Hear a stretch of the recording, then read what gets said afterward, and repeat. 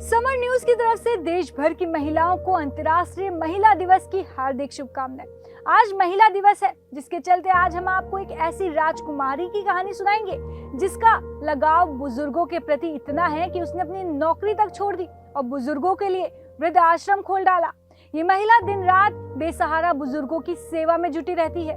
कौन है ये महिला जो बन बैठी है बुजुर्गों की राजकुमारी? क्यों है इसे बुजुर्गों से इतना लगाव? जानिए हमारे खास रिपोर्ट में। मंडी शहर के साथ लगते कहनवाल गांव की 46 वर्षीय प्रिंसी गुलेरिया को अगर बुजुर्गों की राजकुमारी कहा जाए तो ये गलत नहीं होगा। प्रिंसी को बुजुर्गों के प्रति इतना लगाव है कि उसने बेसहारा बुजुर्गों की सेवा के लिए आश्रम ही खोल डाला। निजी क्षेत्र में लंबे समय तक नर्स के रूप में सेवाएं देने के बाद अब प्रिंसी गुलेरिया वर्ष 2022 से मंडी जिला के गुटकर में जीवन सहारा वृद्धाश्रम का संचालन कर रही हैं। ये वृद्धाश्रम आरोग्य जन कल्याण समिति के माध्यम से चलाया जा रहा है। इस वृद्धाश्रम को लेकर प्रिंसी का क्या कहना है, आइए जानते हैं। सर, ऐसा रहा कि बुजुर्गों से लगाव तो मेरा बचपन से ही रहा है।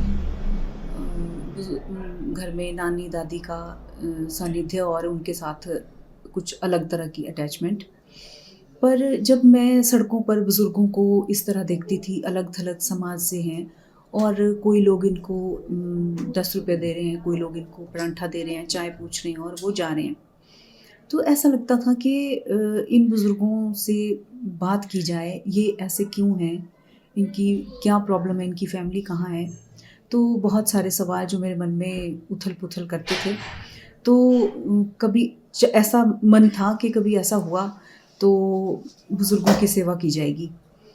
फिर हमने जब अपना आरोग्य जन कल्याण समिति को रजिस्टर कराया, उसके बाद हमने एक मंच मिल गया कि अब हम यहाँ से सेवाएं एक तरीके से दे सकते हैं। फिर हमने वृद्धाश्रम खोला, बुज़ुर्गों का आना शुरू हुआ। हमने एक मिशन शुरू किया कि हम रोड पर बैठे बुज़ुर्गों से बात करते और इनका इंटरव्यू लेते, इनकी तकलीफ़ जानते और इनको हम आश्रम ले आते थे।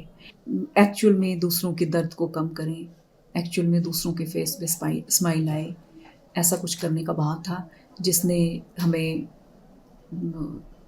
वृद्धाश्रम को जन्म दिया इस सोच ने। देखिए सर, समाज में हर तरह के लोग हैं, ये तो आपको भी पता है। जब हमने ये शुरू किया, मैंने अभी सोशल लीवल की बात की, तो सोशल लीवल बोल के लोगों ने मुझे बहुत इसको बंद करने की मतलब कोशिश वो कर रहे थे कि क्यों आपने आश्रम खोला, ये तो सोशल लीवल है, ये तो लोगों को शय मिल जाएगी, वो अपने बुज़ुर्गों को ऐसे छोड़ देंगे वैसे छोड़ देंगे।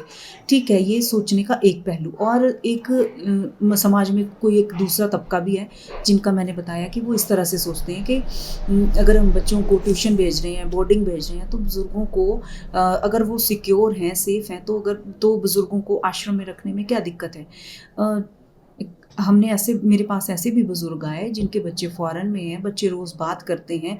अब ऐसा होता है कि बुज़ुर्ग भी कई जगह ऐसा अपना घर छोड़ के नहीं जाना चाहते, उनको फ़ॉरेन में नहीं जाना है, बच्चों के पास नहीं रहना है। बाकी दिक्कत की बात करें तो दिक्कत तो हमेशा फंड्स की रहती है और धीरे धीरे समस्याएं ख़त्म हो रही हैं जैसे जैसे हमारे साथ लोग जुड़ रहे हैं। डॉक्टर्स हमारे साथ जुड़े हैं, जैसे मांडव हॉस्पिटल से सभी डॉक्टर्स मेरे बुज़ुर्गों के लिए निःशुल्क सेवाएं देते हैं। इन्हें जब भी मैं कॉल करूं, ये अपनी ओपीडी से 5 या 10 मिनट निकाल के आ जाते हैं।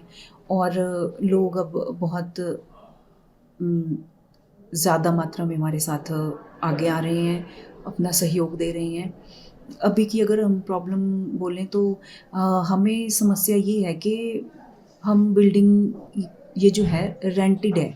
अगर हमें कोई बिल्डिंग